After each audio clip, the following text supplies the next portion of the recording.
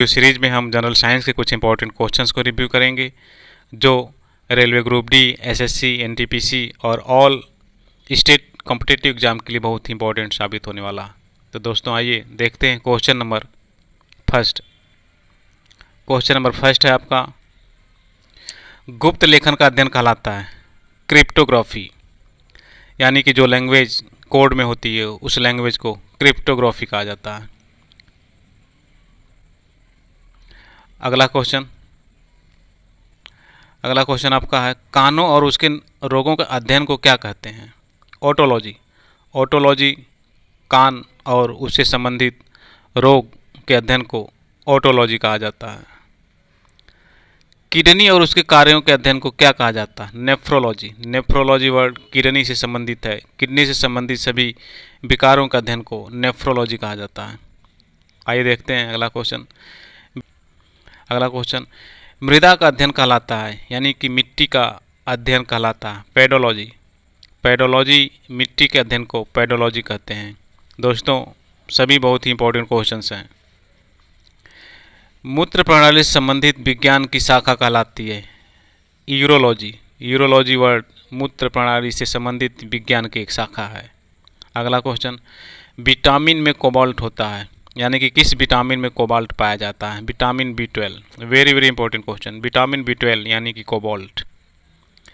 कोशिका का power house किसे कहा जाता है? माइक्रोकॉन्ड्रिया। माइक्रोकॉन्ड्रिया को कोशिका का पावर हाउस कहा जाता है। अगला क्वेश्चन, लाल रक्त कणिकाओं का निर्माण हमारे शरीर के किस भाग में होता है? अस्थि मज्जा में, बोन नैरो में जो है लाल रक्त कणिकाओं का निर्माण होता है। Very very important questions. राष्ट्रीय विज्ञान दिवस कब मनाया जाता है? नेशनल साइंस डे कब मनाया जाता है? 28 फरवरी को। दोस्तों आपको कमेंट करके बताना है कि 28 फरवरी या राष्ट्रीय विज्ञान दिवस या नेशनल साइंस डे किसकी याद में मनाया जाता है। आइए देखते हैं अगला क्वेश्चन, ब्लड प्रेशर मापने के लिए किस यंत्र का प्रयोग किया जाता है? स्फिग्मोमैनोमीटर। स्फिग्मोमैनोमीटर का उपयोग ब्लड प्रेशर मापने के लिए किया जाता है। अगला क्वेश्चन, नेत्रदान में नेत्र के किस भाग का दान किया जाता है? कॉर्निया। कॉर्निया का दान किया जाता है। अगला क्वेश्चन, संक्रमण या प्रतिरक्षा के खिलाफ शरीर के प्रतिरोध के अध्ययन को क्या कहते हैं? इम्यूनोलॉजी। इम्यूनिटी वर्ड से बना है इम्यूनोलॉजी। अगला क्वेश्चन, मांसपेशियों में किस अम्ल के एकत्रित होने से थकावट महसूस होती है? यानी कि हम थकावट क्यों महसूस करते हैं? लैक्टिक अम्ल के कारण। आइए देखते हैं अगला क्वेश्चन, अंगूर में कौन सा अम्ल पाया जाता है? टार्टरिक अम्ल। टार्टरिक अम्ल के कारण अंगूर खट्टा होता है, यानी कि अंगूर में टार्टरिक अम्ल पाया जाता है। कैंसर संबंधित रोगों का अध्ययन कहलाता है ऑर्गेनोलॉजी। ऑर्गेनोलॉजी कैंसर से रिलेटेड वर्ड है। कैंसर संबंधित रोगों का अध्ययन ऑर्गेनोलॉजी कहलाता है। अगला क्वेश्चन, मानव शरीर में सबसे लंबी कोशिका कौन सी होती है? तंत्रिका कोशिका। मानव शरीर में सबसे लंबी कोशिका तंत्रिका कोशिका होती है। आइए देखते हैं अगला क्वेश्चन, दांत मुख्य रूप से किस पदार्थ के बने होते हैं? डेंटाइन के। डेंटाइन के दांत बने होते हैं। किस जंतु की आकृति पैर की चप्पल के समान होती है? पैरामीशियम। पैरामीशियम चप्पल की आकृति की जैसे होती है। आइए देखते हैं अगला क्वेश्चन, केंचुए की कितनी आँख होती है? तो केंचुए की एक भी आँख नहीं होती है, केंचुआ आँखलेस होता है। अगला क्वेश्चन, गाजर किस विटामिन का समृद्ध स्रोत है? यानी कि गाजर में किस विटामिन की प्रचुरता होती है? तो ये वेरी वेरी इंपॉर्टेंट, बहुत इजी क्वेश्चन है। विटामिन ए भरपूर मात्रा में गाजर में पाया जाता है। निम्न में किस पदार्थ में प्रोटीन नहीं पाया जाता है? चावल में। चावल में कोई प्रोटीन नहीं होता है। मानव का मस्तिष्क लगभग कितने ग्राम का होता है? 1350 ग्राम का, यानी कि 1 किलो 350 ग्राम का मानव का मस्तिष्क होता है। रक्त में पाई जाने वाली धातु है लोहा। लोहा जो है रक्त में पाया जाता है। दाल किसका एक अच्छा स्रोत है? तो प्रोटीन का। वेरी वेरी इंपॉर्टेंट क्वेश्चन, सबको पता है दाल में प्रोटीन पाई जाती है। देसी घी में सुगंध क्यों आती है?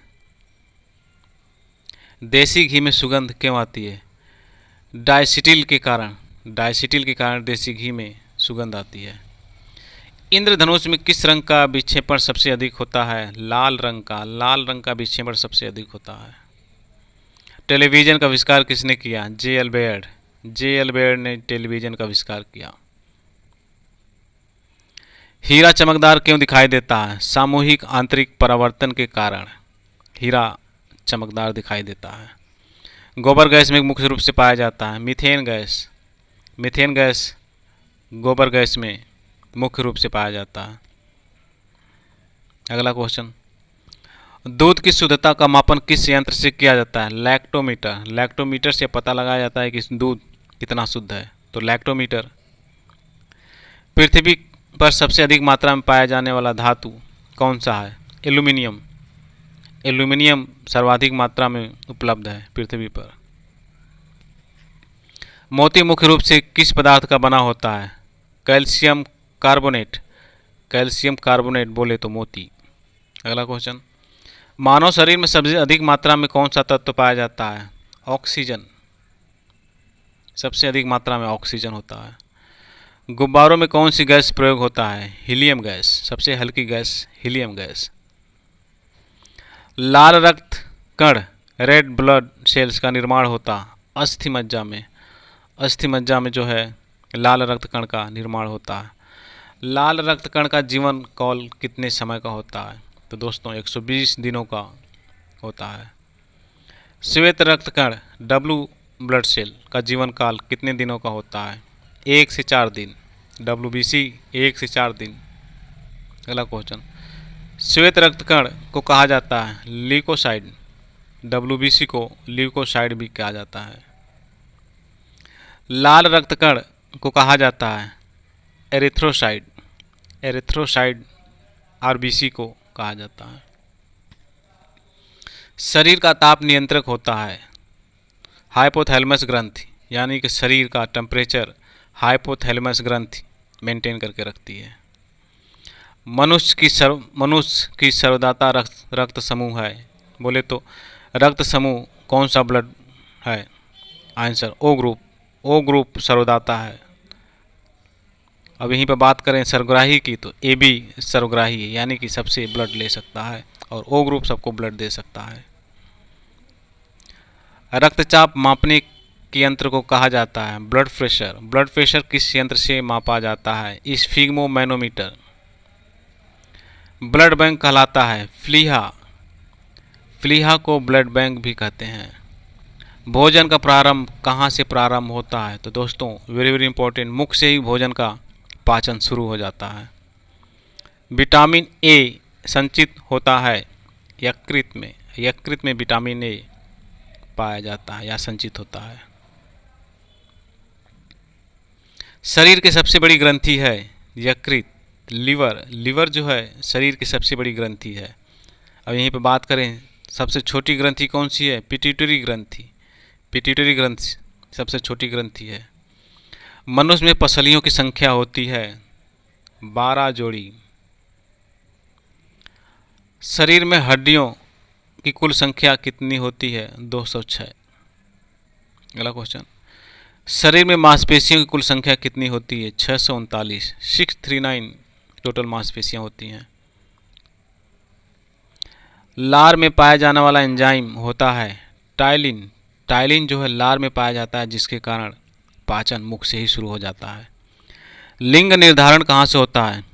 तो पुरुष के क्रोमोजोम पर लिंग निर्धारण निर्भर करता है। अगला क्वेश्चन, मनुष्य का हृदय होता है यानी कितने कोष्ठी होता है? 4 कोष्ठी होता है।